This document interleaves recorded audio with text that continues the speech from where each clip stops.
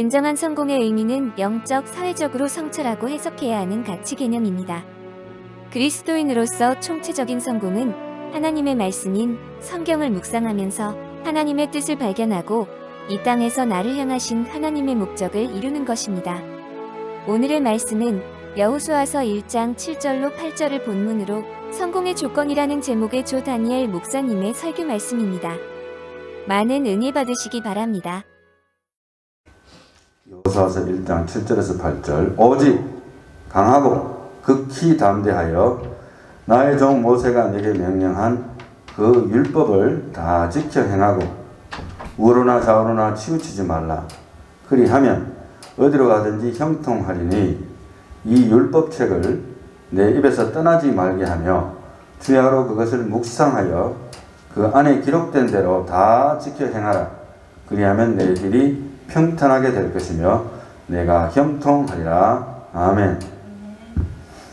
여호수아서는 여호수아가 지었다고 대체적으로 이야기가 되어지고 있습니다. 일부분은 다른 분들이 덧붙였다 이렇게 기록을 하고 있는데 거기에는 별로 의심의 여지가 없고 그 다음에 여호수아서의 그 궁극적인 대초적인 내용이라고 본다면은 모세 오경, 그러니까 창세기, 출애굽기, 레위기, 민수기, 신명기 이 5권의 책을 우리가 다 했는데 그 책들을 다 공부하는 가운데 이제 출애굽의 역사가 나왔잖아요.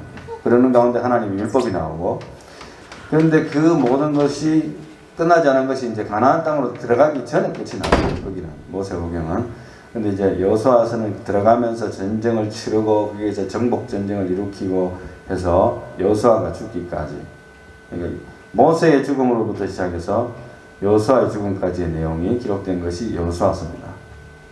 네, 그런 과정에서 여호수아를 이제 3가지 내용을 분리해 본다면은 1장에서 12장은 정복 전쟁, 13장에서 21장은 그것을 땅의 분배, 그리고 22장에서 24장은 고벨사 이렇게 이야기를 할 수가 있겠습니다. 여호수아에서 나오는 이 전쟁들은 피를 흘리는 전쟁이었어요. 한마디로 사람을 죽여야 되는 건데 이 피를 흘리는 전쟁은 하나님의 백성들이 직접 치렀어요. 하나님 대신 죽여주지 않았습니다. 직접 죽였는데 이 가나안 땅의 정복의 목적을 2가지로 생각한다면은 그 가나안 백성들의 죄에 대한 심판입니다. 하나님의 심판이 이스라엘 백성들을 통해서 직접 죽이게 만들었어요. 그래서 저 땅을 정복하게 만들고 거기에서 차지하게 했습니다. 그리고 아울러서 그런 과정을 통해서 이스라엘 백성들을 정결하게 하시는 하나님의 역사, 하나님의 역사를 눈으로 보게 하시는 그런 모든 것들이 나타나는 것이다. 이렇게 이야기를 할 수가 있습니다. 그래서 전쟁의 승리의 비결은 오늘 말씀과 같이 말씀의 순종인데요.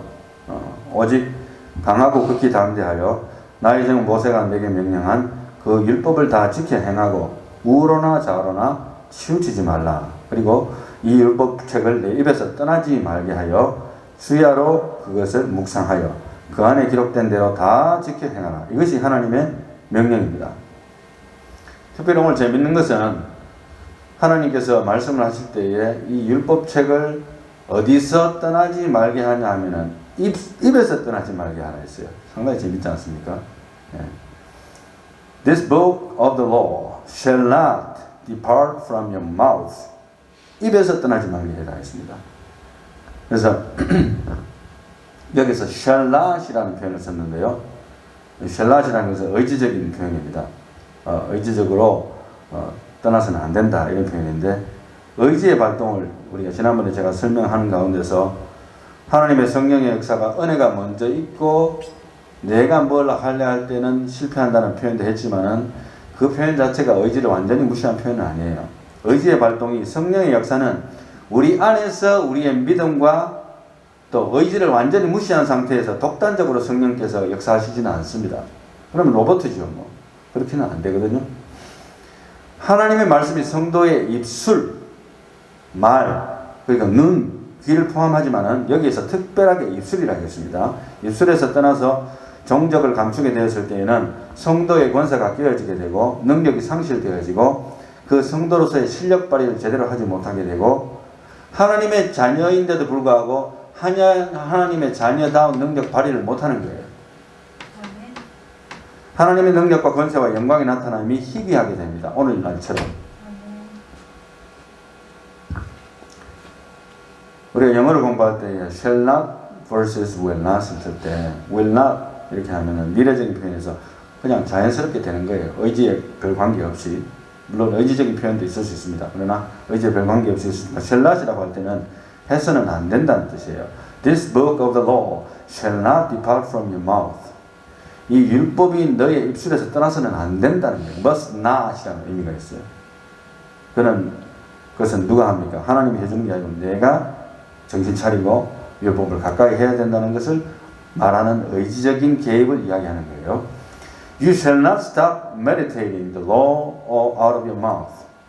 이제 그 부제를 다르게 설명한다면은 입술 속에서 묵상하는 그 습관을 갖다 절대로 떨어뜨려서는 안 된다는 표현입니다.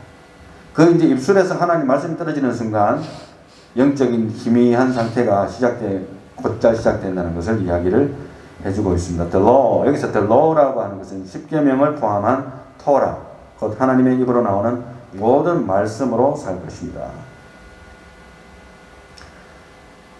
하나님의 입으로 나오는 모든 말씀이라고 했는데요. 기록된 말씀이지만 예수님께서 마태복음 4장 3절에 And the tempter came and said to him, 시험하는 자가 왔습니다. 사탄이죠. If you are the son of God, 네가 하나님의 아들이라면 command that these stones become bread. 이 돌들로 하여금 떡덩이가 되도록 명령해라. 네 하나님 아들이잖아.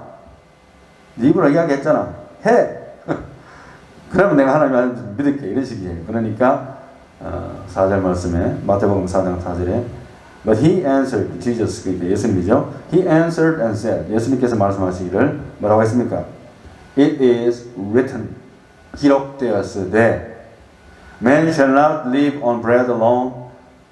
사람은 떡으로만 살 것이 아니고 But on every word that proceeds out of the mouth of God. 하나님의 입으로부터 나오는 모든 말씀으로 사람은 살 것이다. 이런 생명의 말씀이라는 것을 이야기를 해주고 있습니다. 너희에게 생명 주는 것은 떡과 물만 먹어서 되는 게 아니야. 하나님 말씀 먹어야 네가 살아. 이렇게 신명기 8장 3절을 예수님께서 인용을 하셨어요. 말씀을 물리셨습니다. 하나님 아들인데 그냥 거저 하면 될 텐데 그렇게 하지 않으시고 신명기 8장 3절의 말씀을 인용하시면서 It is written, 기록된 말씀을 사용하신 것을 우리가 분명히 기억해야 돼요. 기록된 하나님의 말씀에 능력이 있어요. 사탄이 꼼짝을 못하고 떠나버립니다. 왜냐하면 그것은 justified by the word of God. 하나님의 말씀으로 정당화된 말이기 때문에 사탄이 꼼짝 못하고 당하게 됩니다. 여기서 키 포인트는 뭡니까? 예수님, 성자 하나님, 곧 하나님이 사탄의 시험을 물리치는 방식이 기록된 말씀으로 물리쳤다는 겁니다. It is written, 기록되었으되 성경, 곧 토라, 기록된 말씀 신명기를 활용해서 사탄을 무찔렀어요. 하나님의 말씀은 능력이 있어요. 여호수아 시대의 그 성경은 사실은 토라밖에 없어요. 우리가 갖고 있는 신약 성경도 없고 그 이후에 뭐 사사기록기, 사무엘상 뭐 이거 없어요. 그때 당시로는. 그러나 모세오경, 율법, 곧 토라 그것을 가지고 있었는데 Is it enough to be successful as God's people? 그 5권의 성경을 가지고 하나님의 백성으로 잘 살고 성경하기에 충분했겠는가? 이런 질문을 한다면 대답은 yes입니다. It is enough. As long as they follow. 그 말씀을 순종하는 한은 그것이 충분한 그들에게 양식이 되어지고 그들의 삶의 성공의 밑받침이 됩니다. 그 조건이 된다는 것이죠. 그렇다면은 우리가 늘 이제 성경 공부를 하면서 질문을 던져봅니다만 그렇다면 구약의 하나님의 백성들은 하나님의 은혜를 모르고 사는가? 이런 질문을 던져볼 수 있어요.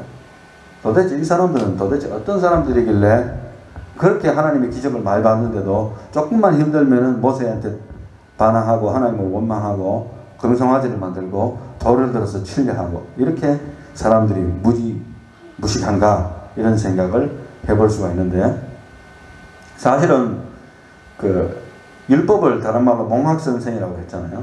뭐 쉽게 말하면 elementary school teacher입니다. 보통 학교 기본적으로 가장 기본적으로 사람이 살아야 할 그걸 가르치는 것이 엘레멘터리 스쿨 아닙니까? 그 엘레멘터리 스쿨 티처 같은 게 바로 율법의 역할이에요. 몽학 선생. 근데 이 율법의 역할은 지난번에 제가 말씀드리면서 이야기했듯이 cold blooded, 굉장히 차가운 것이에요. 율법 자체는. 그렇지만은 그 율법을 묵상하는 가운데 무엇을 발견하는가 하면 그 하나님의 은혜를 발견하게 됩니다. 만약에 우리가 이것을 무시한다면 아직 율법을 아직 제대로 공부하지 못했다고 생각할 수가 있어요. 그 율법 자체에 나타나는 하나님의 그 뜨거운 사랑, 죄를 미워하지만은 하나님께서 그것을 통해서 우리에게 축복을 주시고자 하시는 근본적인 선하신 의도가 있다는 걸, 그걸 발견하지 못한다면 신앙생활 상당히 잘못하고 있는 구약의 사람들이 되는 것이죠. 그런데 이제 왜 그들은 충분한 말씀의 공급을 받았는가 하는 질문을 제가 계속하면서 구약 성경을 읽는 것이 왜 중요하다는 것을 다시 한번 저도 강조하고 싶은 것이, 예수님이 오시기 전에 사람들이 사실은 제사를 통해서 하나님과의 관계를 유지하고 섬겼잖아요. 그 예수님의 상징입니다. 그들이 제대로 알았지 못한다 하더라도 그것을 통해서 하나님의 관계를 유지했어요. 그걸 전제에 깔지 않고 이스라엘 백성들을 바라보면 다 그냥 지옥 같다고 생각하게 되는데 그렇지는 않습니다. 자, 봅시다. 동시에 하나님의 도덕적 법들을 지킬 의무를 부여받았습니다. 왜? 하나님과의 관계가 성립되었기 때문에. 하나님의 백성이 아닌 백성들에게 하나님이 그 스탠다드를 요구하지 않았습니다. 뭐 제사를 드리고 양의 피를 흘리고 그렇게까지는 요구하지 않았습니다만은 하나님의 백성들에게는 그 모든 것들과 할례의 법칙까지 다 적용한 것을 보게 되는데, 그 율법을 주야로 묵상하고 지키는 자는 무엇을 받느냐면은 성공의 축복을 체험해 갈 수 있는 길이 열립니다. 삶의 성공적인 길, 뭐를 하든지 간에. 율법을 떠나서 또 죄를 짓는 자는 또 뭡니까? 벌이 오는 거예요. 이건 뭐 아주 엘리멘터리 스쿨이잖아요. 엘리멘터리. 그죠? 잘하면 칭찬하고 못하면 벌 받고. 그죠? 엘리멘터리. 그래, 이 엘리멘터리가 사실은 우리 일평생에 그냥 가는 거예요. 어떻게 보면은 성인이 되어도 그 기본적인 원리는 변하지 않습니다. 율법을 떠나 죄를 짓는 자는 징벌, 그리고 율법을 주야로 묵상하고 지키는 자는 성공. 주야로 그것을 묵상하여 그 안에 기록된 대로 다 어떻게 하라? 지켜 행하라. 하나도 빠짐없이 어떤 거는 빼고 어떤 거는 하고, 또 내 마음에 드는 거는 지키고 내 마음에 안 드는 건 안 지키고, 내가 생각할 때 중요하다고 생각하는 건 지켜도 되고 중요하지 않다고 생각하는 건 안 지켜도 되고, 그렇게 해갖고는 성공의 삶을 하나님이 약속하지 않았습니다. 물론 이제 그들과 우리의 차이점이라면은, 우리는 지금 66권의 성경을 갖고 있고 그들은 5권의, 그때 당시로 여호수아서 그 당시로는 5권의 성경을 갖고 있습니다. 엄청난 차이가 있는 것 같지만은 조금 전에 제가 말씀을 드렸습니다만 별 차이가 없는 거예요. 모세오경, 창세기, 출애굽기, 레위기, 민수기, 신명기 강의하면서 느낀 점은, 하나님의 은혜의 강도는 어제나 오늘이나 변함이 없다는 거예요. 죄에 대해서는 불같이 타오르는 하나님의 노여움이 그때나 지금이나 사실 변함이 없어요. 그것을 못 느끼고 산다면 뭐 사생자라고 봐야 돼요. 왜? 하나님이 내놓은 자식들은 간섭 안 한다 했거든요. 성경적으로. 그렇기 때문에 우리를 사랑하신다면 우리가 잘못된 길로 갈 때에 끊임없이 채찍질하시고, 우리가 하나님 말씀을 지킬 때는 끊임없이 또 축복해 주시고, 이것이 반복되는 거예요. 왜 로마서를 통해서 발견한 우리 성도들의 거듭 반복되는 영적인 반란과 습관적인 죄악, 그럼에도 불구하고 하나님은 생명과 재산과 가족과 직업과 양식과 집과 돈과 명예를 아직도 보존하고 계시는 점, 그거 하나만으로도 우리는 하나님의 은혜라고 말할 수밖에 없어요. 구약이나 신약이나 그 은혜의 기준은 정말 똑같은 것 같아요. 늘 제가 한 번씩 이야기합니다만, 수학 공식으로 이야기한다면 하나님의 은혜가 있고 우리의 죄악이 여기 있다면 하나님의 은혜가 항상 우리의 죄악보다는 큽니다. 네, 항상 커요. 그건 부인할 수 없는 사실인 것 같아요. 오늘 설교 제목이 성공의 조건인데요. 뭐 제목은 참 좋은데 세상 사람들이 주는 그런 조건을 우리가 생각하고자 하는 것은 전혀 아니고, 물론 여러분들이 세상에서 성공했다고 하는 많은 사람들이 이야기하는 그런 모든 조건들을 들으면서 공부해 나가는 거 결코 무시할 수 없는 거예요. 어떤 분야에서 성공을 하려면 그만큼 노력이 필요한 겁니다. 그래서 세상 사람들이 하는 스마트 스트래티지, 나름대로 똑똑하고 그런 현명한 그런 전략과 전술들을 써야 되겠죠. 그러나 우리 믿는 자에게 이 세상이 줄 수도 없고 상관도 할 수 없는 절대적인 성공 조건이 있는데, 그것이 바로 7절과 8절 말씀, 나의 종 모세가 내게 명령한 그 율법을 다 지켜 행하고 우로나 좌로나 치우치지 말라.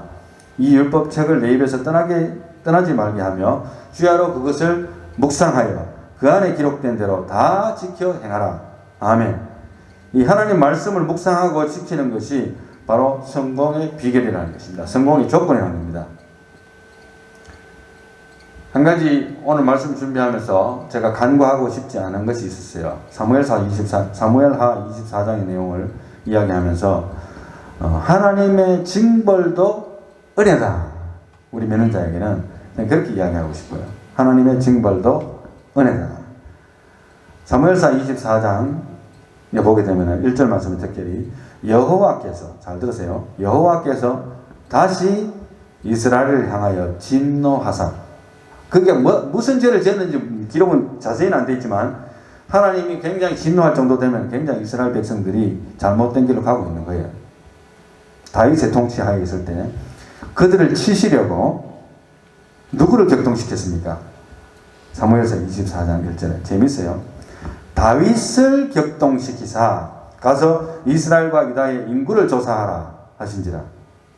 그러니까 하나님이 직접 인구조사하라고 했다기보다도 다윗 왕이 마음에 인구조사해야 되겠다는 마음이 생겨가지고 인구조사하라고 하니까 2절 말씀에 이에 왕의 그 곁에 있는 군사령관 요압에게 이르되 너는 이스라엘 모든 지파 가운데로 다니며 이제 단에서부터 브엘세바까지 인구를 조사하여 백성의 수를 내게 보고하라. 요압이 왕께 아뢰되 이 백성이 얼마든지 왕의 하나님 여호와께서 100배나 더하게 하사 내 주 왕의 눈으로 보게 하시기를 원하나이다. 그런데 내 주 왕은 어찌하여 이런 일을 기뻐하시나이까 하되 왕의 명령이 요압과 군대 장관들을 재촉한지라. 요압과 사령관들이 이스라엘 인구를 조사하려고 왕 앞에서 물러나. 다윗이 명령하니까 군대 장관들이 그거 뭐 조사할 필요는 뭐 있습니까? 하나님이 얼마든지 축복하시는데 그 숫자 센다고 뭐 달라질 게 있습니까? 그런데 다윗의 마음에 그 교만한 마음이 있었겠죠.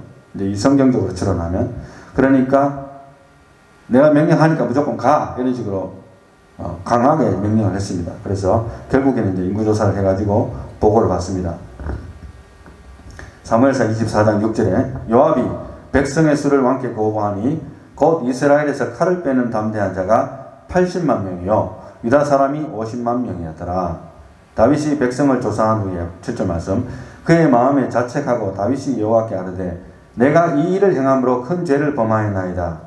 여호와여 이제 간구하옵나니 종의 죄를 사하여 주옵소서. 내가 심히 미련하게 행하였나이다 하니라.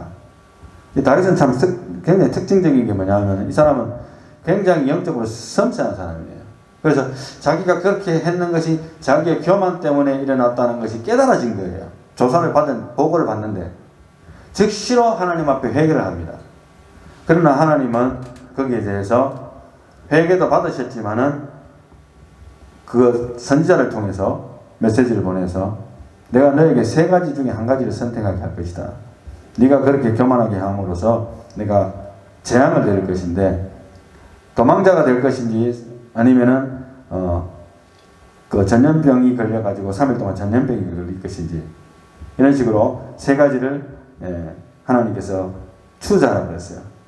그 세 가지 중에서 한 가지를 선택한 것이 이제 전염병으로 걸리는 것을 선택하겠습니다 하니까 자그마치 7만 명을 하나님께서 죽이셨어요. 그러니까 만약에 이 구절만 보고 그 앞에 1절을 안 봤다면 아니 다윗의 한 사람의 범죄 때문에 지도자의 한 사람의 범죄 때문에 어떻게 하나님이 7만 명을 죽일 수 있을까 했지만은 하나님이 이스라엘 백성들의 그 범죄를 처벌하기 위한 과정에서 일어난 일들입니다. 그럼 하나님이 나쁜 일도 강행하시기 위해서 충동질하는가 그렇게 생각하면 그건 큰 오해입니다. 그것이 아니고 하나님께서 작정하는 과정에서 하나님은 두 가지를 지금 잡은 거예요. 첫째, 다윗의 교만을 잡았죠. 또 다른 것은 백성들의 죄악들을 잡았습니다. 다윗이 교만하고 있는 사이에 백성들은 부패하고 있었어요. 상당히 재밌지 않습니까?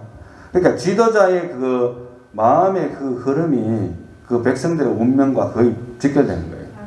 목회자도 마찬가지예요. 우리 교회가 목회가 힘들다. 그거는 목회자의 첫째적인 책임입니다. 저희 담임 목사의 책임이에요. 항상. 그러니까 옛날에 어느 전도사님이 이런 말 하더라고요. 비즈니스 하다가. 근데 자기가 어떤 환경적인 변화가 와서 그 비즈니스 이제 정리하고 나가는 입장에 이런 말을 하더라고요. 아주 하나님께서 몇 년 사이에 많이 부어주셨는데 이제 다른 걸 하기 위해서 하나님께서 인도하시겠지요 하시면서 이런 말을 하더라고요. 잘 되는 것도 실력이다. 잘 되는 것도 실력이에요. 하나님께서 나에게 부어주신 그 영적인 실력이 있을 때에만 잘 되는 거예요. 그 영적인 실력은 눈에 보이는 게 아닙니다. 목회자가 기도 열심히 안 하고 말씀을 열심히 붙들고 안 있으면 하나님이 알지 누가 알겠어요. 24시간 저 따라다니는 사람 누가 있습니까? 그러는 사이에 일어나고 있는 성도들 개인의 죄나 또 이 국가적인 죄나 이런 모든 것들이 있을 수 있어요. 거기에 대한 심판이 또 동시에 하나님은 동시다발로 일을 하시잖아요. 그래서 성경에 기록된 것을 보면 상당히 광범위하게 하나님께서 다루고 계신다는 것을 우리가 깨닫게 됩니다. 하나님의 징벌도 궁극적으로는 어떻게 되느냐. 7만 명이 죽었는 것 그 자체에 보면 너무너무 안타깝고 얼마나 곡성이 났겠어요. 연병으로 죽었으니까. 전염병으로. 오늘과 같은 팬데믹으로 죽었다는 거예요. 팬데믹으로. 글로벌 팬데믹까지는 아니지만은 그 나라에 임한 전반적인 팬데믹으로 인해서 자그마치 7만 명이 죽었으니까 얼마나 가족들이 원통하고 분하고 하나님 원망하는 사람도 생겼겠어요. 그러나 하나님은 그들의 죄를 벌하시기 위해서 작정하셨기 때문에 7만 명을 죽이시기까지 하셔서라도 하나님의 징벌로서 하나님의 말씀의 권위를 세우는 겁니다. 사람 죽는 거 상당히 안타깝고 괴로운 일입니다. 그러나 하나님이 작정하셨을 때는요, 반드시 그 일이 일어나요. 그러니까 우리가 정신을 차려야 됩니다. 오늘날도 역시 마찬가지예요. 뭐 나는 예수 믿으니까 안 죽겠다. 그런 건 있을 수 없는 일이에요. 나는 목사기 때문에 하나님께서 나는 계속해서 보존하시리라. 그건 과한 믿음입니다. 언제든지 하나님은 우리를 데려가실 수도 있고 우리에게 징벌을 하실 수도 있어요. 그게 죽음이든지 뭐 사업에 실패든지 그게 뭐가 됐든지 간에 하나님은 언제든지 우리를 치실 수 있어요. 그게 성경이에요.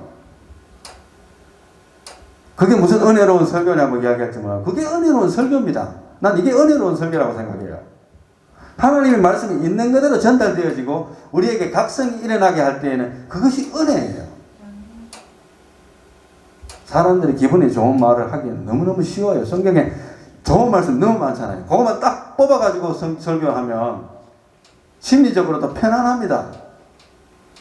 그러나 왜 우리가 부정적인 것을 들춰내면서 우리의 치부와 다윗의 치부와 백성들의 치부와 그들의 죽음에 대해서 이야기를 해야 되는가 하면 이것이 분명히 베이스에 깔려 있다는 걸 우리가 알고 하나님의 은혜를 바라보게 될 때에 우리가 놀라는 거예요. 내가 아직도 살아있나?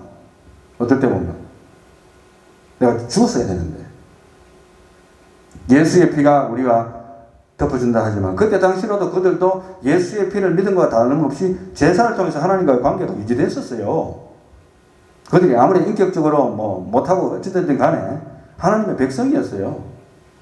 그들이 부패하게 될 때에 하나님이 들끓는 마음으로 계속해서 하나님께서 분을 참지 못하다가 결국에는 이런 다윗의 범죄와 동시에 이스라엘 백성들을 동시다발로 치신 것입니다. 이제 말씀을 맺고자 합니다. 흥망성쇠의 열쇠, 성공의 조건은 말씀을 가까이 하고 순종하는 데 있습니다. 그리고 이 순종에는 의지가 따르는데 이스라엘의 실패의 원인은 무엇이었는가? 그것은 어떻게 보면 이렇게 표현하고 싶어요. 하나님의 그 은혜를 추억하고 하나님께서 베풀어 주신 그 은혜를 생각하고 말씀을 지키고 따를 때에 하나님께서 끊임없이 우리에게 베풀어 주신 그 은혜들을 추억하고 말씀을 읽으면서 황송해하기보다는 하나님의 은혜를 망각하고 말씀을 멀리하고 인간적인 대화를 나누고 예배는 그냥 제사도 그냥 껍데기로 드리고 하나님이 말씀 안 하시니까 항상 껍데기로 드리고 범죄가 계속해서 지속되고 있기 때문에 결국에는 뭡니까? 실패가 오고 궁극적으로는 죽음이 왔어요. 그들 지옥 갔다고 이야기하지 않습니다. 저는. 그러나 그들이 일상생활 속에서 하나님의 전염병을 통해서 죽임을 당한 거예요. 얼마나 안타깝습니까? 이 의지를 사용함에 있어서 우리 결론과 연결시켜서 제가 지난번에 설교할 때 못했던 이야기를 좀 더 하자면은 항상 결국에는 우리가 의지를 사용할 때도 조심해야 될 것이 뭐냐 하면은 은혜가 먼저예요. 은혜가 먼저입니다. 하나님 말씀의 율법인데 이렇게 딱딱한 율법을 읽으면서 무슨 은혜냐고 할지 몰라도 하나님께서 그렇게 규율을 만들어서 그것이 지켰을 때에 얼마나 너희들이 축복받는지 한번 봐라. 그것들이 너희들에게 양약과 같은 거야. 그러나 은혜가 하나님께서 베풀어 주시는 그 은혜를 먼저 생각하고 그 다음이 의지가 발동돼야 됩니다. 이거 항상 우리 자신을 살펴볼 때에 내가 하나님 말씀을 지켜나가고 있는데 나는 목사니까 나는 지금께서 30년 예수 믿었으니까 나는 장로니까 난 이렇게 해야지. On the base of that thought, 그런 생각을 가지고 내가 의지적으로 신앙생활 하는 사람들은 크게 넘어지기 쉬워요. 죄송합니다. 안 그랬으면 왜 훌륭한 목사님들이 다 넘어지고 자빠집니까?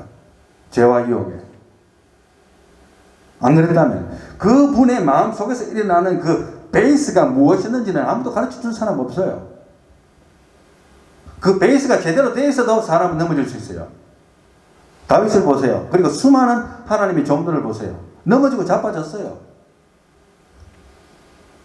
그러나 항상 능력 면에 있어서 순서가 은혜가 먼저고 그 다음이 의지가 발동되었을 때 하나님의 은혜에 감사하는 마음으로 내가 이렇게 살아야지. 즉 우리의 의지가 하나님의 은혜에 의해서 발동될 때에만 사실 그게 뜨거운 거예요. 내가 이렇게 해야지 교만입니다. 백지장 한 장 차이 같은데 그 마음속에서 일어나고 있는 그 교만이 다윗에게 들어온 거예요. 와 진짜 이렇게 많은 하나님이 축복했는데 참 알아보고 싶은 게 자꾸 체크업을 해보고 싶은 거예요. 인구조사 자체가 잘못된 건 아니에요. 인구조사 해야지 얼마나 있는가 알아야 되잖아요. 그러나 그 인구조사를 하려는 다윗의 의도가 교만에서 출발했다면 거기에서 잘못이 있는 겁니다. 많이 오해하지 마세요. 인구조사 nothing is wrong with it. 잘못된 거 하나도 없어요. 성경을 읽을 때 우리는 항상 그 동기를 봐야 되지 인구조사 자체가 죄다 이건 아니에요. 우리의 의지가 하나님의 은혜에 의해서 발동될 때만 뜨거움이 있고 살아서 움직이게 되고 자원하는 심령으로 즐거운 마음으로 자신을 기꺼이 하나님의 율법을 위해서 하나님 나라 사업을 위해서 다시 자신을 삶대물로 드릴 수 있는 그 가능성이 생깁니다. 저는 여기서 가능성이 생긴다고 했지 절대적으로 여러분들이 그렇게 한다고 이야기 안 하고 싶어요. 우리 인간이 얼마나 연약한 존재인가를 살면서 점점 느낍니다. 장담하지 마세요. 맹세하지 마세요. 예수님 말씀처럼. 하나님의 은혜를 추억하지 않는 의지는 저는 이렇게 말하고 싶습니다. 하나님의 은혜를 추억하고 기억하지 않는 의지는 순식간에 무너져버리는 바벨탑과 같다. 하나님의 은혜를 추억함으로써 하나님의 율법을 붙들고 율법을 굳게 세워나가는 저와 여러분들이 다 되시길 바랍니다. 기도합니다. 하나님 감사합니다.